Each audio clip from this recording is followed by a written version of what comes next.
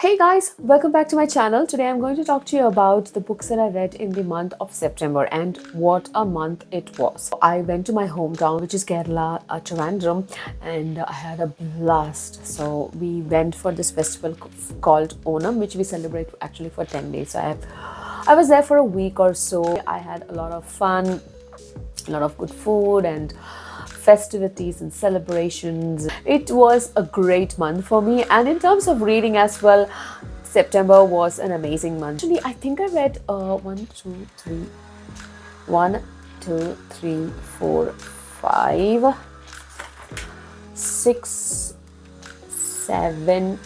8 books actually. So that's actually a great thing for me considering how slow I read and how less books that I read. So I think this is an achievement. The first book I read is The Wistful Ascending by J.C.M. Byrne. Now this is my first and only science fiction this year. I love this book so much. I gave it 5 stars. Basically, this book is a space opera. There is superhero elements as well. So our hero is called Rohan, a very Indian name. He's from Andhra or Telangana because his mother tongue is supposed to be Telugu. So that was an interesting thing for me to discover as an Indian, to find an Indian protagonist, especially from the south of India. Rohan, he is not completely human. He is half human and half some other species. They have special powers, right? So he also inherits these powers. This actually happens thousands of years in the future. There is intergalactic war and empires spanning galaxies. He is part of this Ildrak empire. He fought for the empire in many wars and he was hailed as a hero and all that, but after 10 years of relentless savage wars, he was fed up and then he decided to retire to a very quiet corner of the galaxy, of the universe. He gets recruited as a kind of a handyman, because of his powers. He can just lift really heavy objects like space jets and space capsules, etc., just with his bare hands. He leads a very mundane, routine, but happy and content life. In fact, he has also kind of found a love interest whom he really cares about. This time, what happens is a wormhole, which has been kind of dormant for many years, was opened by refugees escaping from another part of the universe, bringing in unwanted troubles along with them. Sounds intriguing, right? That's exactly how it is, and it actually felt like watching a movie or just watching something on the screen because it is so descriptive and it is so well written, almost like a screenplay. That's Wistful Ascending by J.C.M. Byrne, for which I gave 5 stars. The next book I read is this one, Shadow of the Wind by Carlos Luis Zafón. Now, this is a book that I really loved. I'm definitely going to reread this, maybe this year itself, because that's how much I loved this book. You can see how many annotations I have made. I don't know if you can see. I think you can see it now.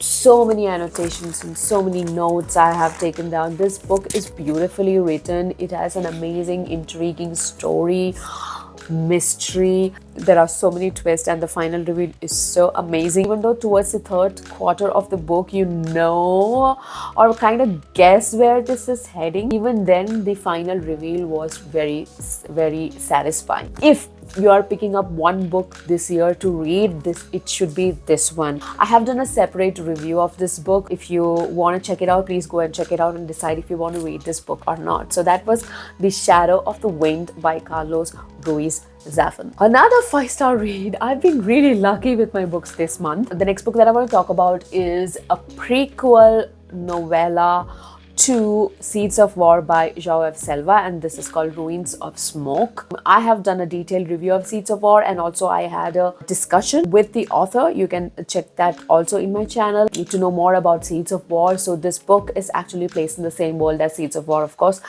and it's 130 pages short, quick read novella. Within 130 pages, João F. Silva has succeeded in crafting such an amazing story, which is complete in itself and is so very entertaining. It's a quick read. Like I said, it's a novella and I gave it 5 stars. So If you trust my ratings, go and check it out and give a shout out to the author. That is Ruins of Smoke by João Silva. Next up, I listened to The Neighbor by Fiona Cummins. Now, she is a new thriller author that I discovered.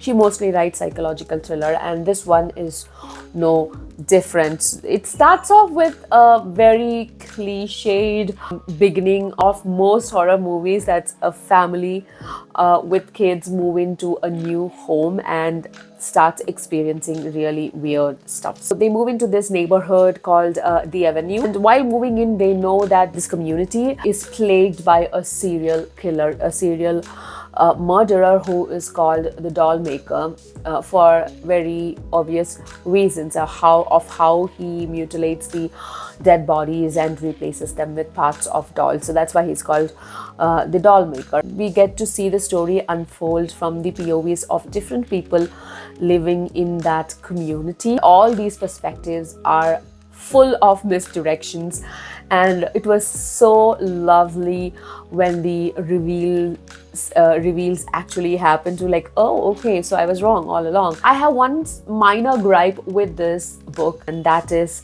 that the final reveal was not that impactful. There was no bang, there was no whiplash. I loved it, but I saw it coming. That's why I'm deducting 1 star and giving it 4 stars. But otherwise, I want to read more and more of Fiona Cummins. She has a very interesting style of writing, because it's not just plain writing of the events playing out. There is definitely beautiful prose as well. It was an enjoyable read. I want to read more and more from this author. I read another book from this author in September, and I'll talk about it later. I read another fantasy, a really dark fantasy, which is No Heart for a Thief by James Lloyd Dulin. I know this book has been doing the rounds in the booktube community, and it's like really popular.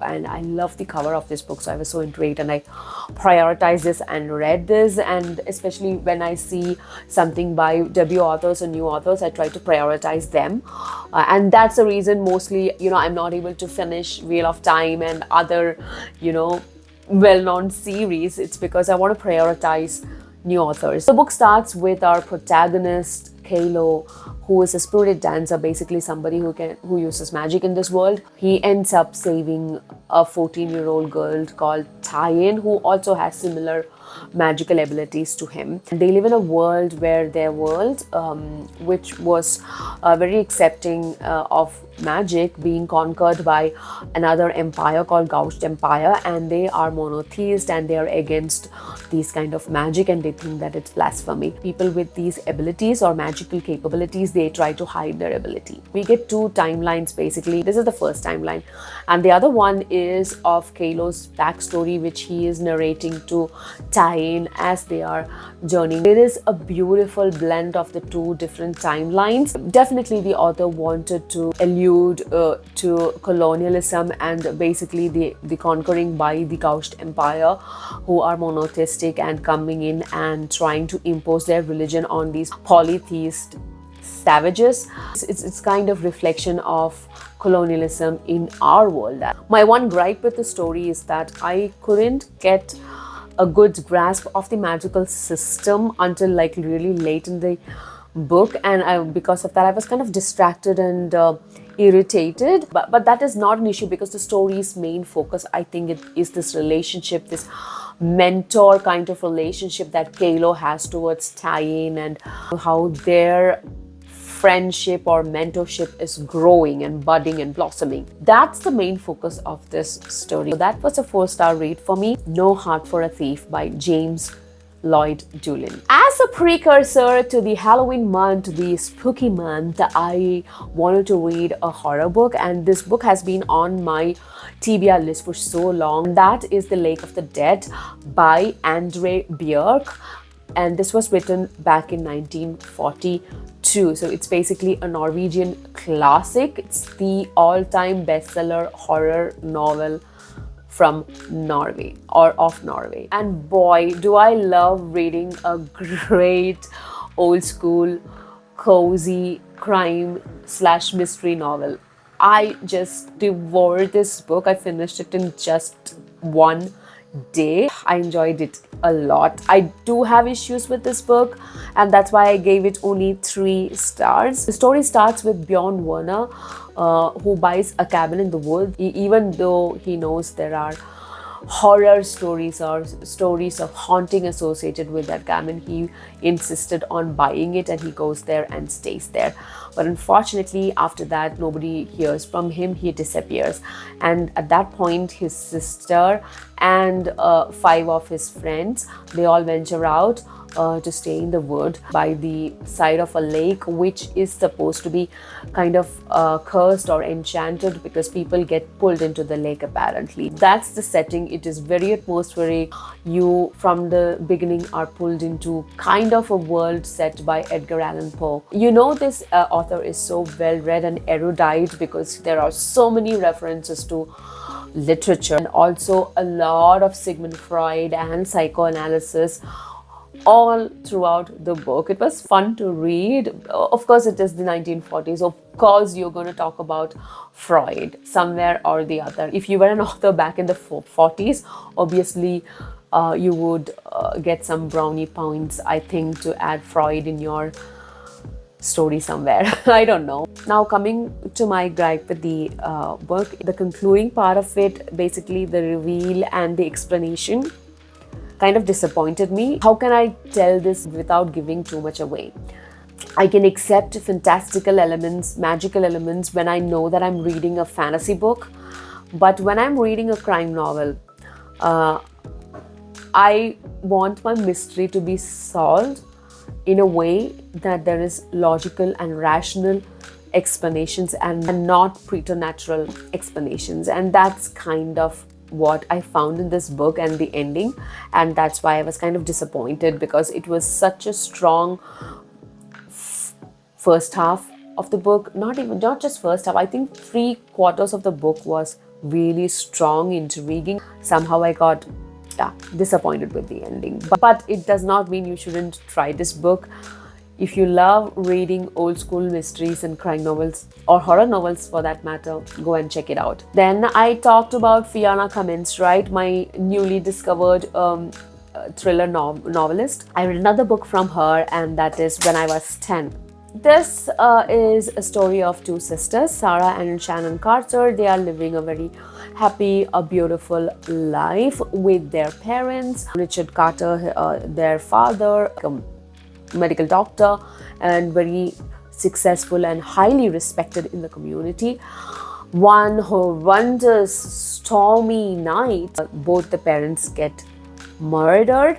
They actually were stabbed to death by a pair of scissors, and the 2 sisters get separated. One of them, Sarah, the younger one, who is 10 years old, gets admitted to a children's unit where kids who have committed crimes are sent to, and she spends some 8-10 years there. The other sister, Shannon, is sent to foster home and given new identity and all that. And their best friend and neighbor from that time, Brinley Booth, she was struck by lightning the same day. Anyway, things start to stir when Shannon, the elder one, gives an interview citing her wish to reunite with her long lost sister. That creates a frenzy in the news world, and everybody's running around to get their hot news bite. And into this environment, Brinley Booth is pulled in unwillingly, and then a series of events happen. Definitely more murders are going to happen, and we need to find out who is behind it. Towards the middle of the book, you know exactly what happened during that stormy night when the Carter parents were killed. And I was like, okay, what's the point? Now we have another half of the book left. What's the point? And of course, there is another reveal towards the real end of the book, and I was like, okay, that's kind of shocking, but I knew something was up, because otherwise why to continue the story, right? So I gave this a 3-star because of that reason, because the wait from the half of the book till the end was not that worthwhile. Even though I knew something was going to happen, some other new reveal is going to happen, it did not land perfectly for me. Last but not the least, I read Stormed Fortress, continuing my journey with Words of Light and Shadow by Janny Worth. We have a live coming up this Saturday, so please join us while we discuss about it. And because of that, I wouldn't talk much about Stormed Fortress right now. As you can see, it was a very interesting and satisfying month for me in terms of my reading is concerned. I had mostly great reads. I hope you enjoyed this video. Tell me what you read in September. I will see you soon in another video. Until then, keep waiting.